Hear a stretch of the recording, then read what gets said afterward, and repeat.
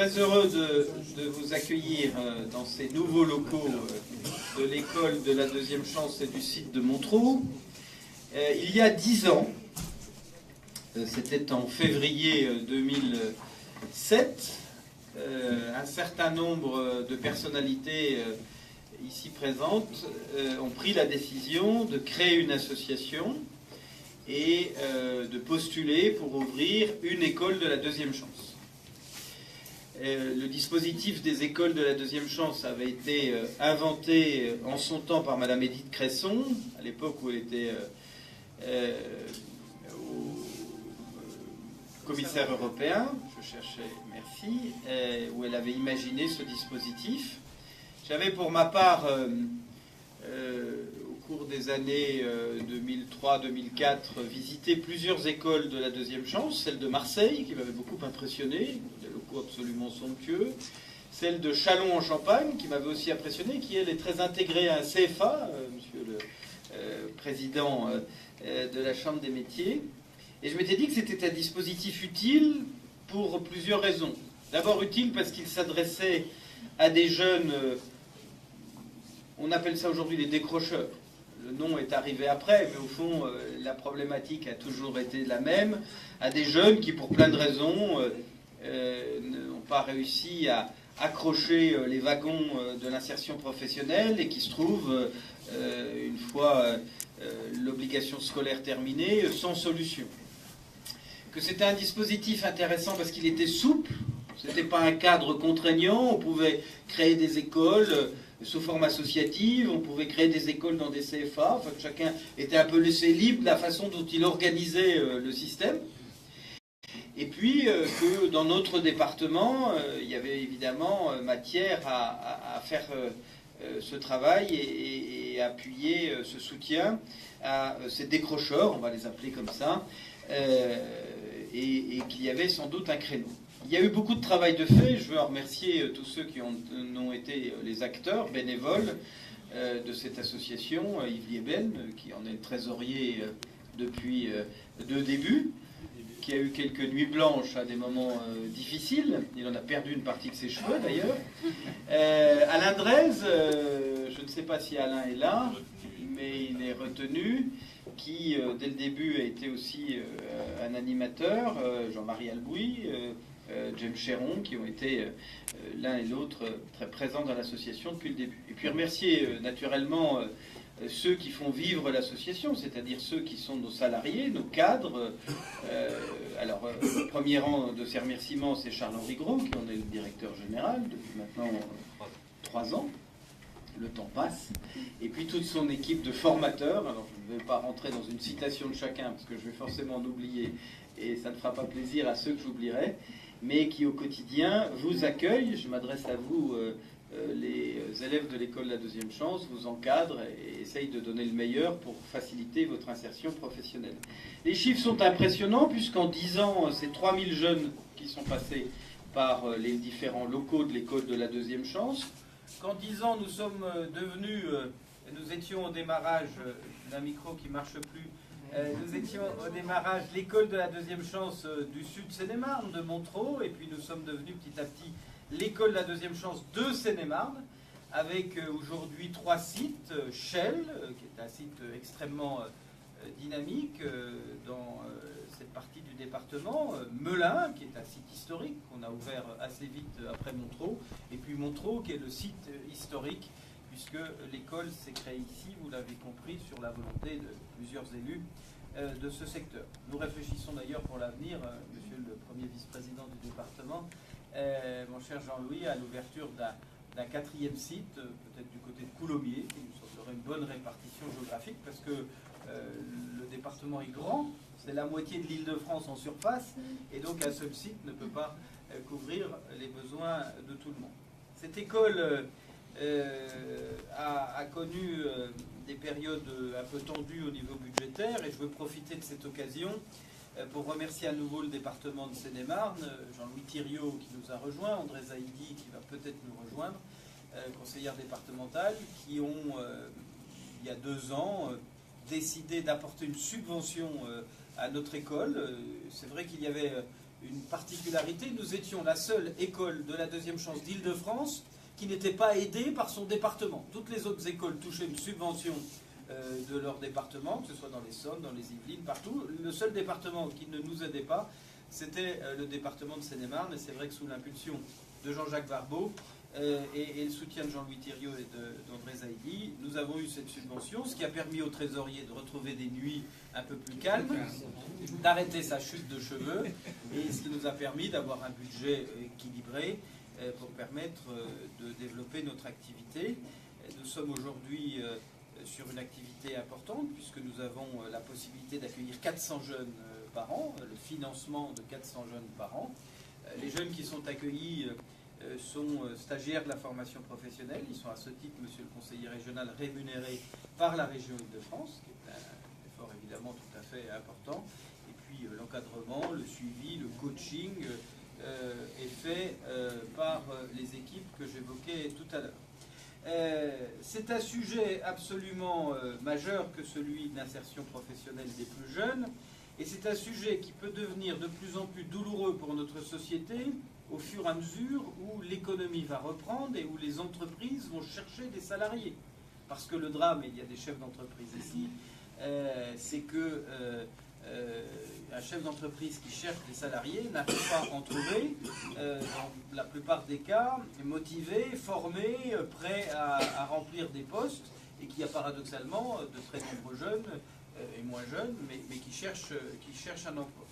Et donc l'école de la deuxième chance participe avec des dispositifs à essayer d'adapter vos envies, vos talents, vos savoir-faire avec les besoins de l'entreprise. C'est un travail de couturier, c'est un travail de cousu main qui n'est pas simple à faire mais qui est indispensable parce que le paradoxe de la reprise économique, ce serait qu'on soit obligé d'importer de la main-d'œuvre, d'aller chercher de la main-d'œuvre en dehors de nos frontières alors qu'on a des gens qui ne cherchent qu'un emploi. Il y a donc la nécessité que ces outils se développent et qu'ils puissent prospérer. Depuis maintenant quelques années, il y a une école de la deuxième chance par département. C'est comme ça que nous sommes devenus le Sud Seine-et-Marne départemental. Et ce réseau des écoles de la deuxième chance est très actif. Il forme chaque année, je crois, 15 000 jeunes par an à l'échelon de la France. Et pour la seule Île-de-France, les 8 écoles de la deuxième chance accompagnent 4 000 jeunes chaque année.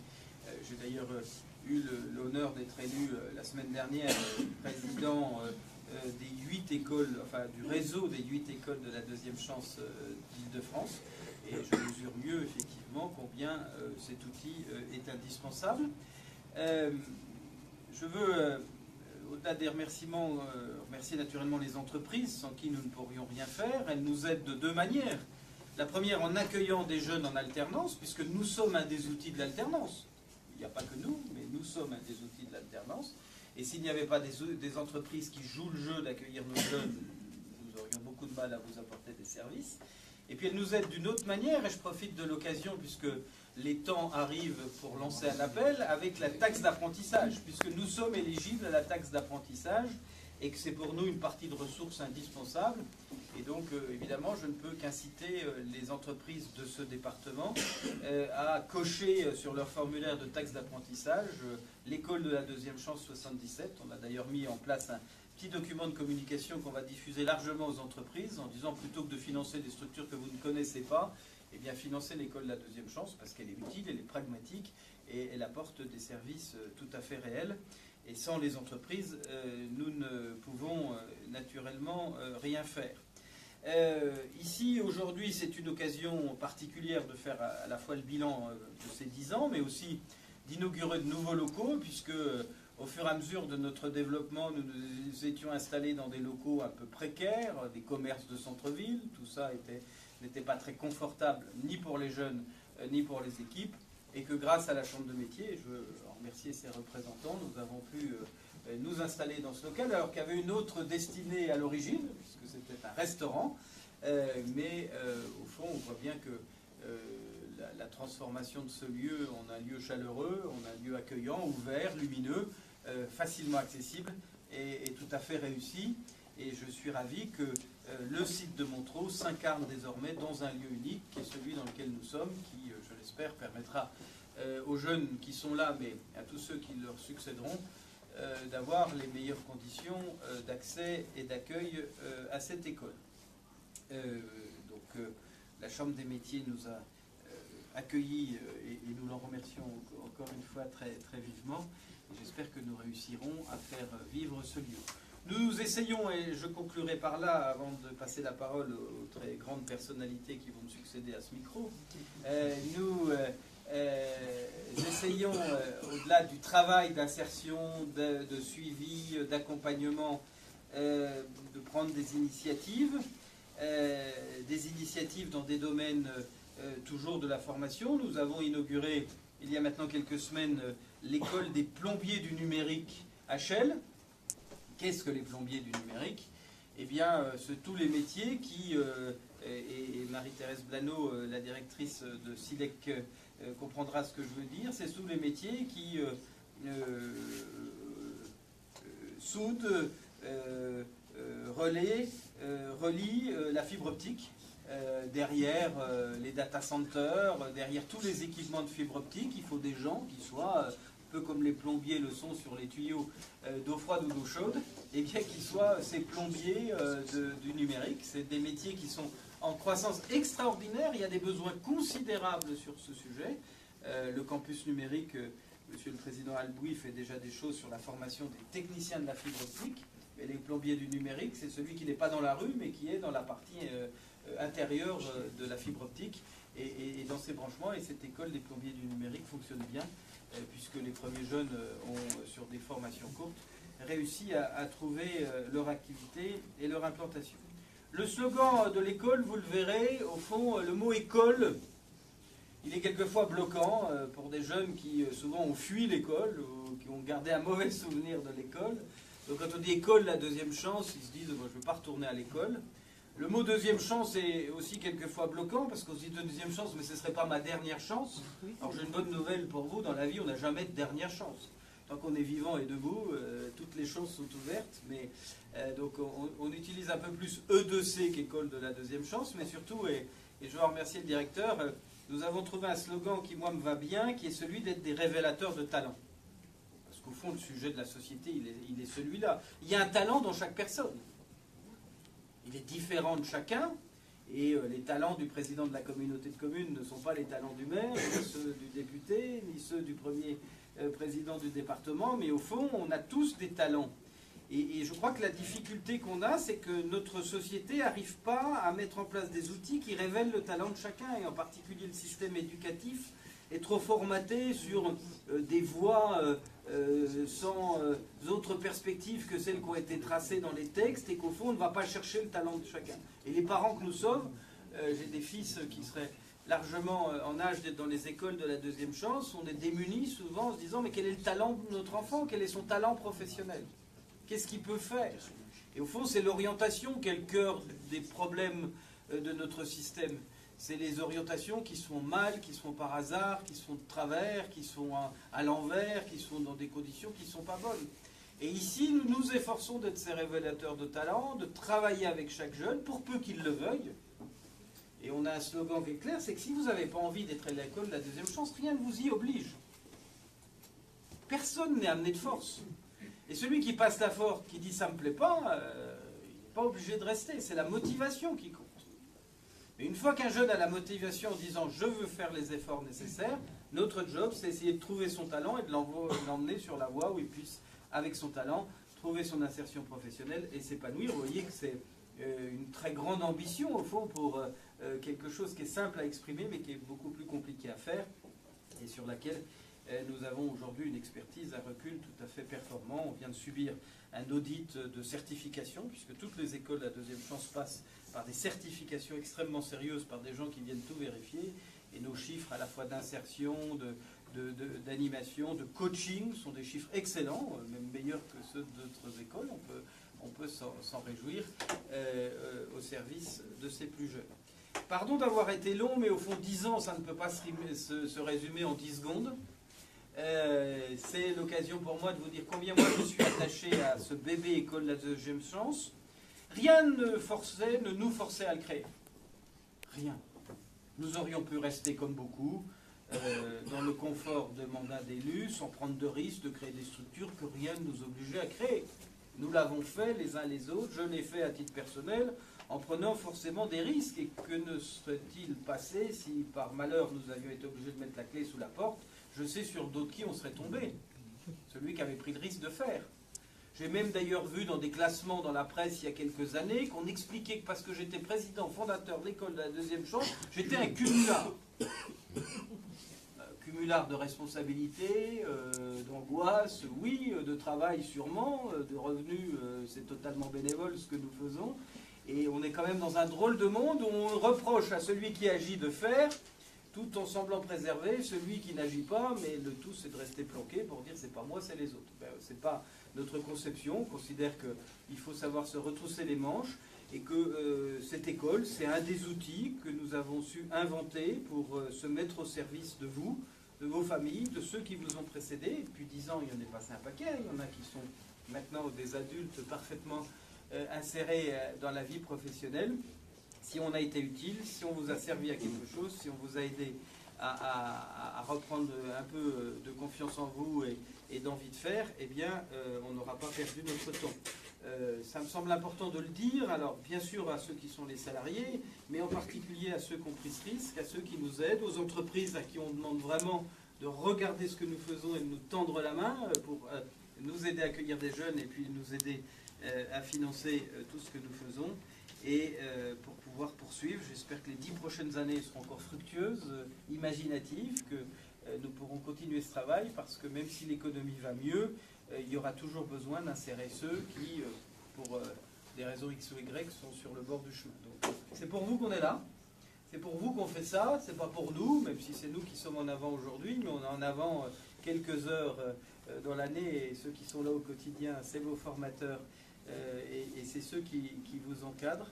Et je propose, pour conclure cette inauguration, eh bien, de manifester à vous, les jeunes élèves et étudiants de l'école de la deuxième chance, nos encouragements, et à tous ceux qui au quotidien gèrent cette école, nos remerciements par nos applaudissements.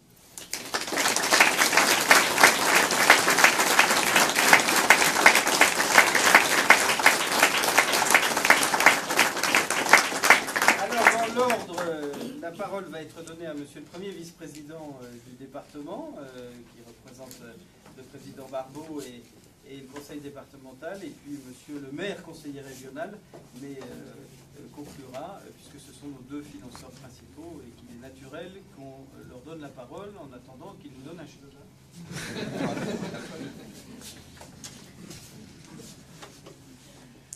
Chers amis, c'est un grand plaisir d'être ici, parce qu'il y a une leçon dans la vie qu'on essaye, je crois, tous d'appliquer, c'est de se dire « rien n'est jamais écrit, on peut toujours aller plus loin, avancer et se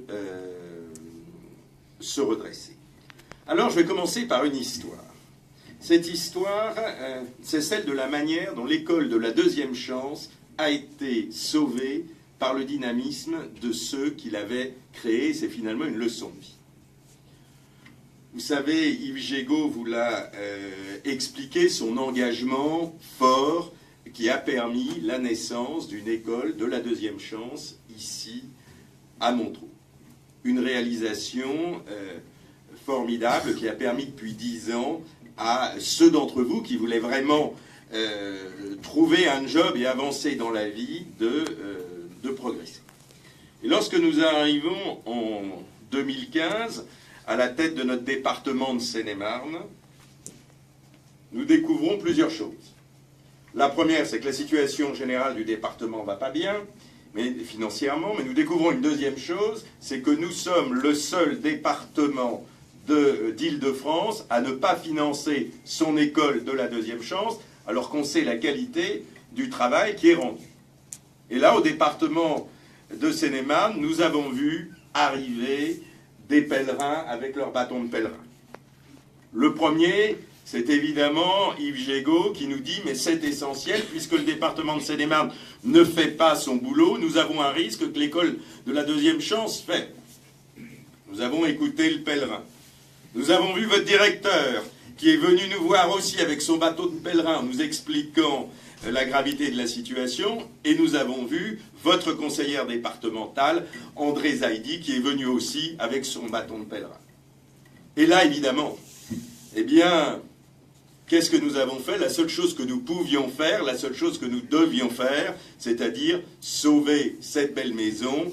Et depuis 2015, le département de Seine-et-Marne finance notre école de la deuxième chance, je devrais dire nos écoles de la deuxième chance, puisqu'il y a Montreux, mais aussi le site de Chelles et le site de Melun. Parce que oui, la jeunesse, c'est sacré, votre avenir, c'est sacré, et on ne pouvait pas ne pas vous aider. Mais ne pas vous aider, enfin vous aider plutôt, c'est porter une certaine idée de la jeunesse et une certaine idée du développement de notre département. Parce qu'il y a deux manières d'aider. Il y a l'aide où on attend que la manne tombe du ciel et finalement on se laisse porter. Et puis il y a le choix, vous jeunes, et je veux vous saluer, que vous avez fait. C'est de se dire, même s'il y a eu des erreurs d'orientation à un moment, même si on n'a pas fait toujours ce qu'on voulait faire au départ, on veut s'en sortir, on veut prendre notre vie en main, on veut avoir un boulot, on veut bâtir quelque chose. Vous avez fait le choix de bâtir et nous serons toujours à vos côtés pour bâtir. Et donc je tiens à vous saluer, vous les jeunes particulièrement, parce que c'est une démarche volontaire et parce que les hommes ne valent jamais que ce qu'ils valent. Je veux saluer tous ceux qui vous aident, c'est-à-dire votre directeur et l'équipe pédagogique de l'école de la deuxième chance. Je veux saluer les entreprises qui sont ici, parce que l'insertion, elle ne se fera jamais que dont évidemment Yves Gégaud a été l'initiateur et le pilier. La rencontre de tous ceux qui ici portent le projet, je les évoquais, le président de la communauté de communes également, le maire de Montreux, les différents acteurs, permet d'avancer dans cette direction. Le département est aux côtés de la jeunesse, le département est aux côtés de l'école de la deuxième chance. Nous avons fêté ces 10 ans. J'espère que nous fêterons dans 90 ans ces 100 ans. Nous ne serons plus là pour le voir, mais ça permettra de se souvenir de nous tous.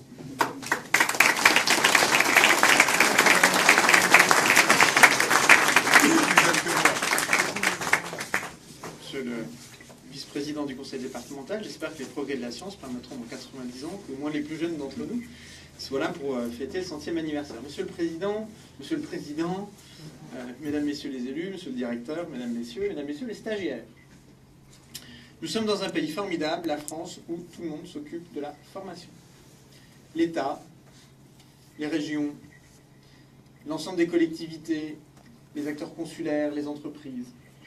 Et pourtant, malgré des dispositifs extrêmement nombreux, souvent complexes, très souvent onéreux, chaque année, entre 120 et 150 000 jeunes sortent du système scolaire sans diplôme et sans qualification.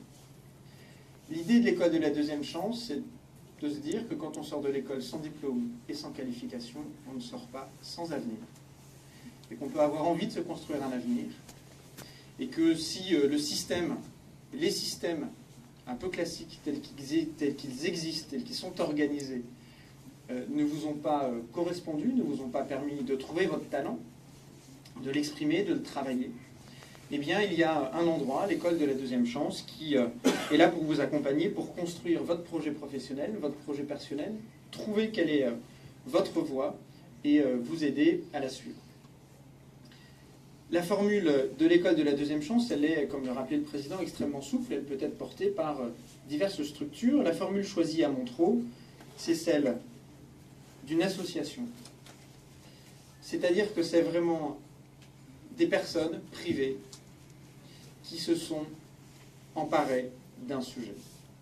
Et je voudrais, il est évidemment très modeste, il a beaucoup parlé des autres, mais je voudrais que nous applaudissions fortement celui qui est à l'origine de ce projet, celui qui a fondé cette association en 2007, celui que nous avons rejoint à titre personnel en 2007 pour l'accompagner dans ce projet, c'est le président fondateur de l'école de la deuxième chance de Montreux et maintenant de Seine-et-Marne, c'est Yves Gégaud.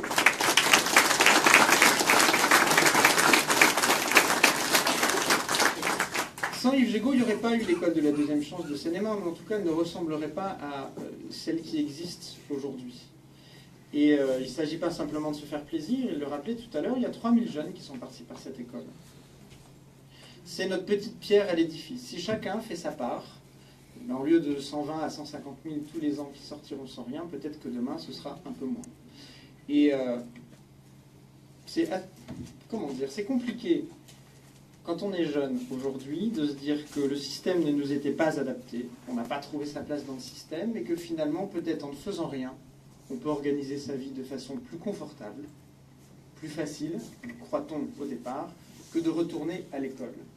Et je voudrais dire là que le système de la garantie jeune aujourd'hui, qui permet de rester chez soi et de gagner plus qu'en étant stagiaire de la formation professionnelle, est un système pervers qui encourage à rester chez soi plutôt qu'à faire l'effort de se construire. Et je voudrais là féliciter les stagiaires qui aujourd'hui viennent tous les jours faire l'effort de travailler, de réfléchir, de se former pour demain accéder à un emploi choisi plutôt que de rester chez eux. Ce n'est pas, hélas, le cas de tous les jeunes de notre pays. Et je veux signaler que si vous êtes là, c'est parce que vous êtes courageux, et ça aussi, ça mérite, me semble-t-il, un certain nombre d'applaudissements.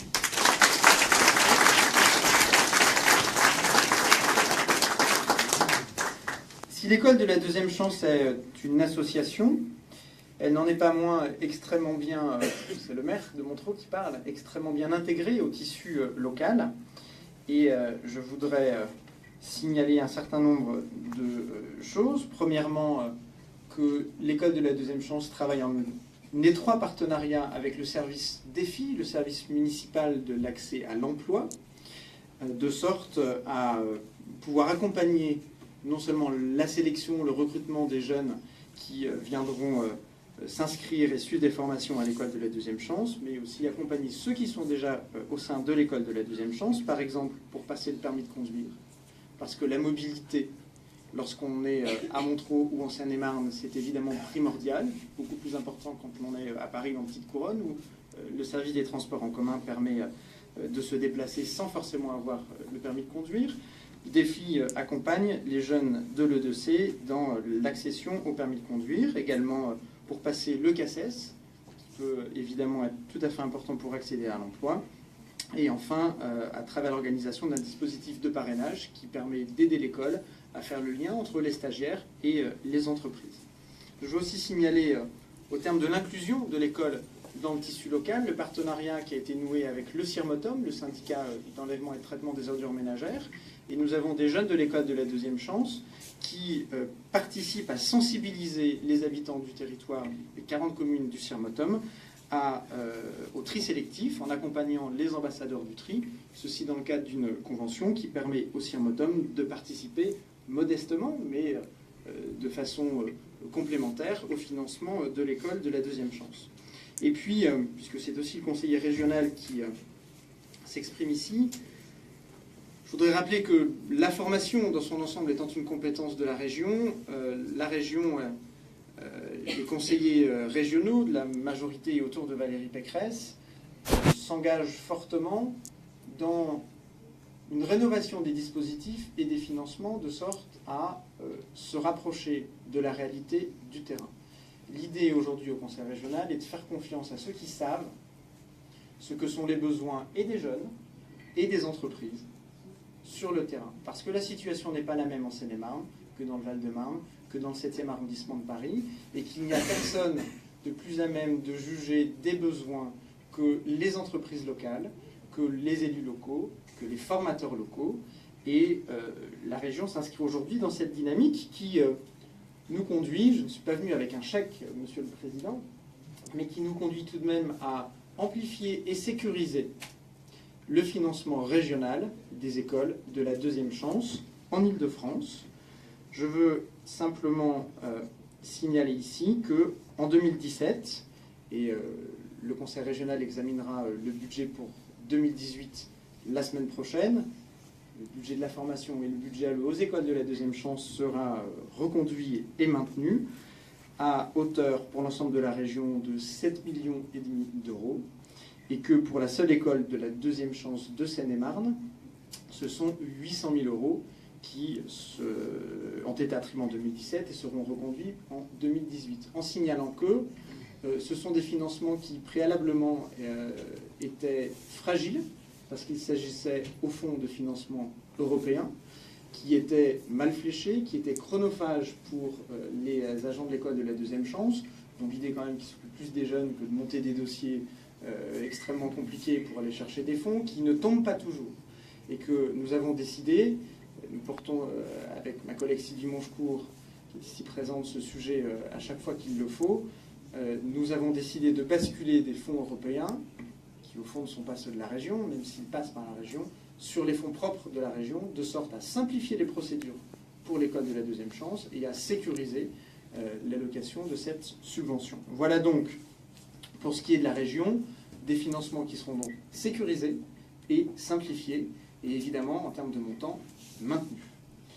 J'espère, l'argent n'étant que l'argent, que ceci permettra évidemment de poursuivre l'action et le développement de l'école de la deuxième chance en Seine-et-Marne. Il y a effectivement 3 sites aujourd'hui, peut-être un 4e demain dans l'est du département, de sorte que les jeunes courageux comme vous, qui, je le disais tout à l'heure, préfèrent prendre en main leur destin qu'attendre passivement à la maison, puissent, dans notre département, vivre leur projet professionnel, s'épanouir en s'incluant dans la société et en allant demain, je l'espère, chercher, trouver et s'épanouir dans un emploi. Bravo à toutes les équipes de l'école, bravo à tous les partenaires, la Chambre des métiers,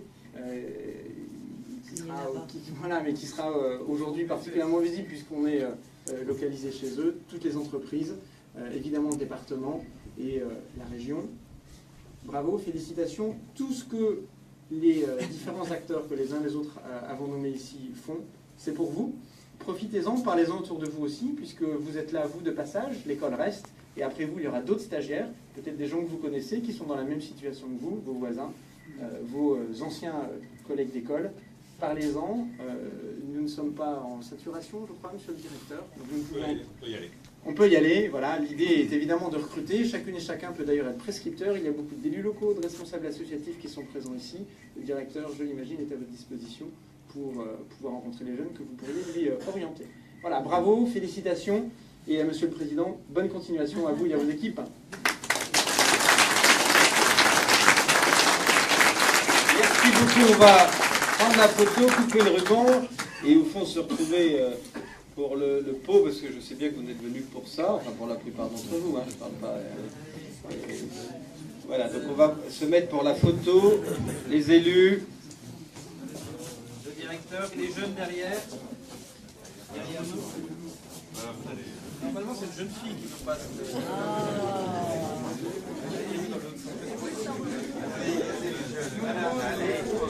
Voilà, Charles-Henri, Madame la conseillère régionale, la Chambre des métiers, Marie-Thérèse.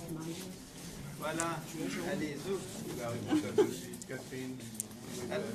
Tout le monde est là. Retournez-vous pour vous voir sur les photos. C'est bien pour les photos, ça va? Non, c'est pas terrible. Alors, les jeunes peut-être sans